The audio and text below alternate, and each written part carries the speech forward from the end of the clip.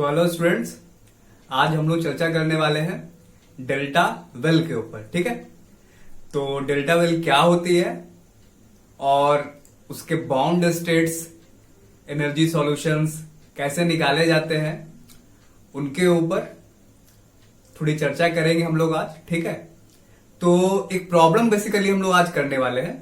Basically एक problem करेंगे और इस प्रॉब्लम को ठीक से समझने की कोशिश करेंगे कि इस प्रॉब्लम में इस पोटेंशियल में आखिर चल क्या रहा है। क्लियर है बात? तो डेल्टा वेल को समझने के पहले डेल्टा फंक्शंस के बारे में थोड़ी नॉलेज होनी चाहिए, और वो मान के चलूंगा कि आपको उसके बारे में पता है। ठीक है, तभी आप इस वीडियो को, इस चीज को देख रहे हो।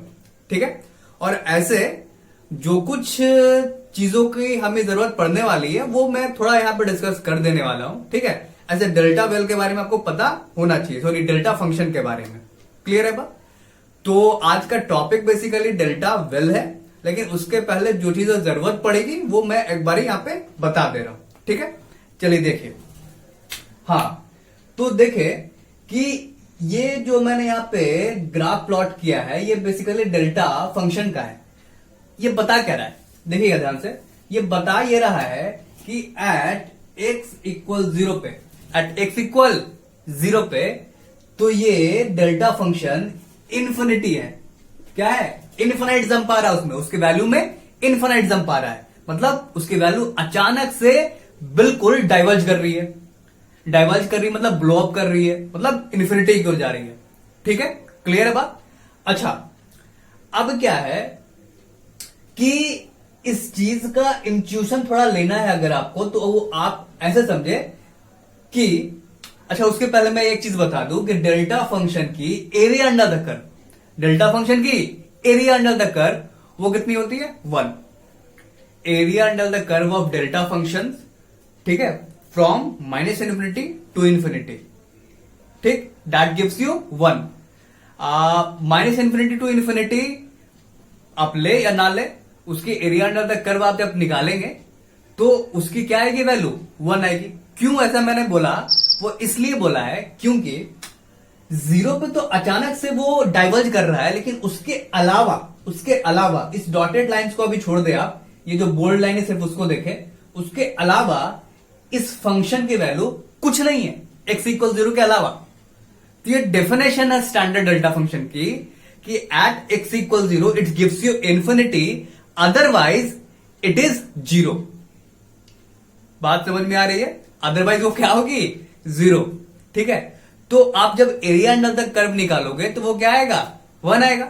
आप इसको समझने के लिए ऐसा समझ सकते हो, देखो क्या, थोड़ा इंट्यूशन मैं दे रहा हूं आपको कि चलिए एक रेक्टेंगल यहां पे बना लेते हैं। एक रेक्टेंगल की लेफ्ट हैंड लिमिट यानी left hand position minus epsilon पे है और राइट हैंड प्लस एप्सिलॉन पे है। क्लियर है बात? तो अगर इस पूरे रेक्टेंगल की एरिया 1 आनी है, इस पूरे रेक्टेंगल की एरिया अगर 1 आनी है, तो ये नीचे वाली लेंथ तो 2 एप्सिलॉन हुई। माइनस एप्सिलॉन से प्लस एप्सिलॉन के बीच की लेंथ कितनी हुई भाई? 2 एप्सिलॉन। तो 2 एप्सिलॉन को किससे मल्टीप्लाई कर दोगे? 1 आ जाएगा। 2 एप्सिलॉन को 1 इंटू 2 एप्सिलॉन से मल्टीप्लाई कर दो, आ जाएगा कितना? 1। समझ में आ रहा है बात? तो 2 epsilon into 1 upon 2 epsilon gives you 1। अब इसी लेंथ को आप छोटा करते जाओ, इसी लेंथ को क्या करते जाओ? छोटा। जो 2 एप्सिलॉन है उसी को और छोटा कर दो। समझ में आ रहा है? उसको और क्या कर दो? छोटा।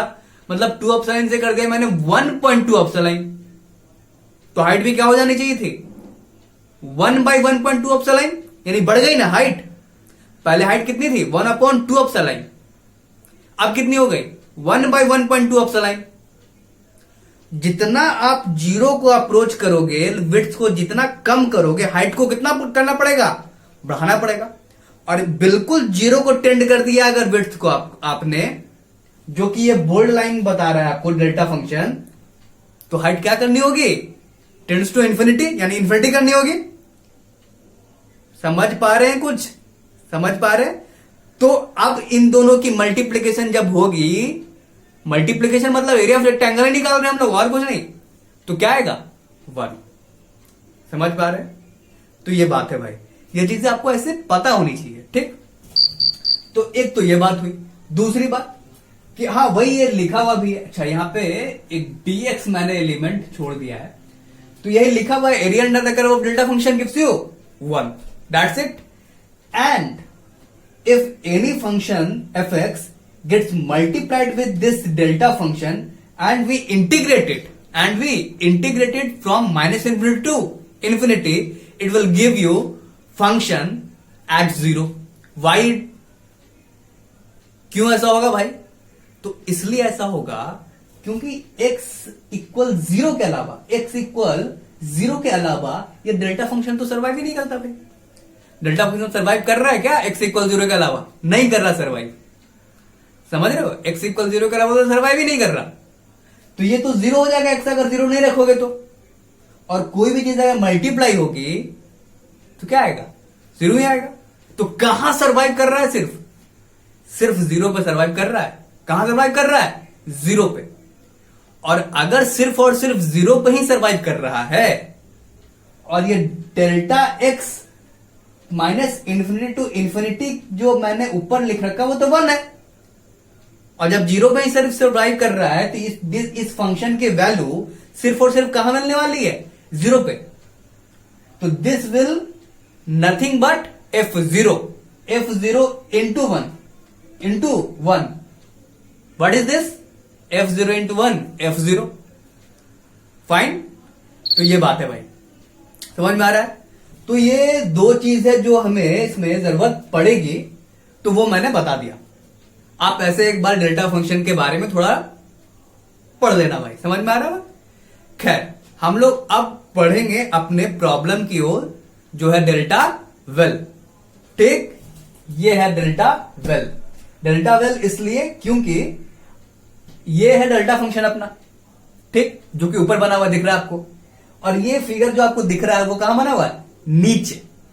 तो वेल है यार, नीचे गड्ढा है, ठीक है, कुआं है। समझ में आ रहा है बात? नीचे कुआं है, ऐसा है कुछ, इसलिए क्या बोला जा रहा है? Delta well.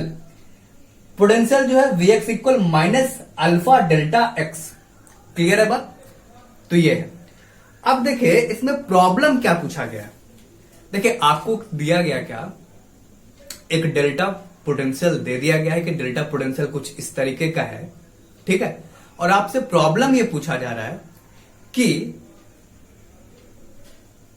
अगर डेल्टा पोटेंशियल वेल है और इसमें किसी पार्टिकल को भेजा जाए, इस पोटेंशियल में डाला जाए, तो क्या बाउंड स्टेट एनर्जी पॉसिबल है? क्या बाउंड स्टेट्स एनर्जी या बाउंड स्टेट्स इस टाइप के पोटेंशियल के लिए क्या पॉसिबल है? पहली बात।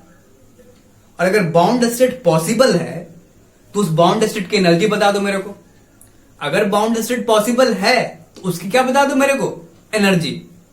ठीक, अगर आपने एनर्जी बता दिया यानी बाउंड स्टेट एग्जिस्ट कर रही है, इसका मतलब ये हुआ। अब बाउंड स्टेट अगर एग्जिस्ट कर रही है तो कितनी एग्जिस्ट कर रही है भाई? 1 एग्जिस्ट कर रही है, 2 एग्जिस्ट कर रही है, 3 एग्जिस्ट कर रही है, कितनी एग्जिस्ट कर रही है? समझ पा रहे हैं आप? तो कितनी बाउंड स्टेट एग्जिस्ट कर रही है यहां पे, ये बता दो। ये तीसरा क्वेश्चन है इसमें। ठीक, तो ये 3 प्रॉब्लम्स हम लोग करने वाले हैं। पहला कि बाउंड स्टेट एग्जिस्ट कर रहा है कि नहीं कर रहा।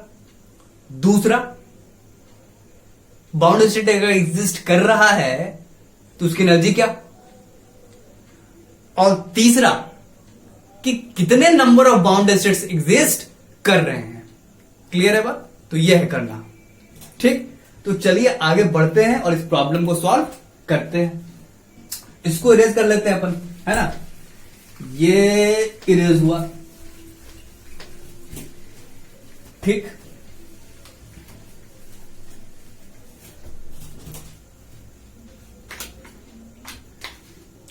तो बाउंड स्टेट, ठीक है, बाउंड स्टेट मतलब एनर्जी क्या डालनी होगी मुझे भाई?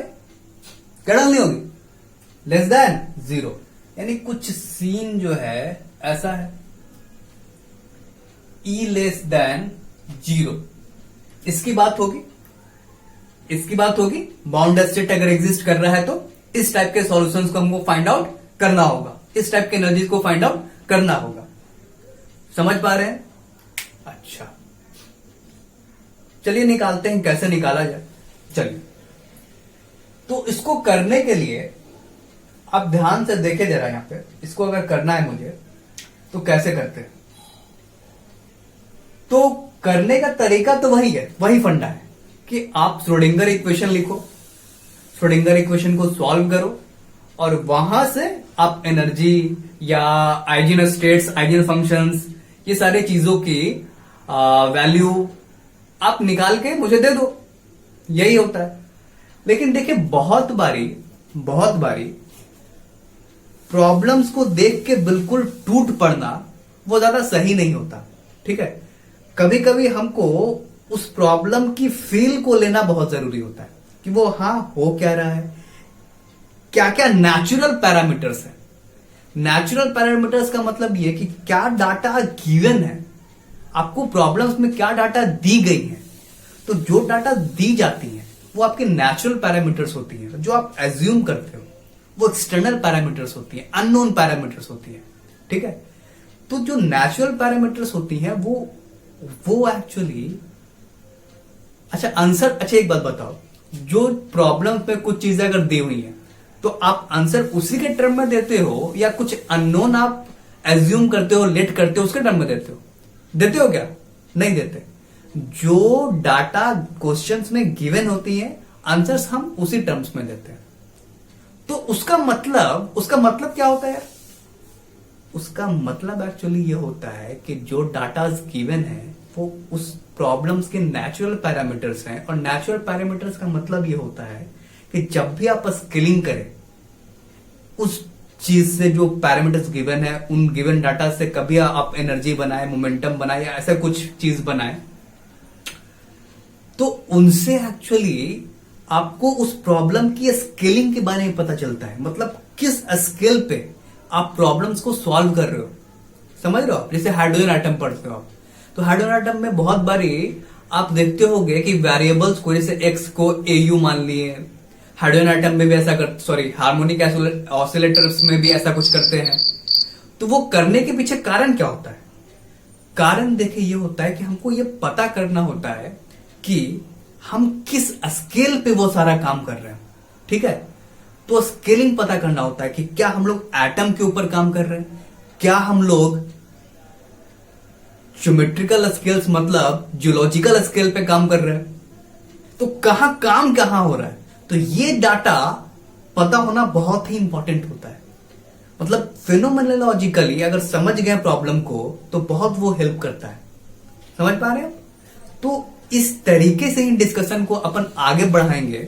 ठीक है, तो आज के लिए थोड़ा इंट्यूशन मैंने आपको दिया कि क्या करने वाले हैं और इसी प्रॉब्लम को हम लोग आगे सॉल्व करेंगे। ठीक है, so thank you, that's it. अगले लेक्चर में फिर मिलते हैं। तब तक के लिए भाई, अगर सब्सक्राइब नहीं किया हो सब्सक्राइब कर ले चैनल, और हम लोग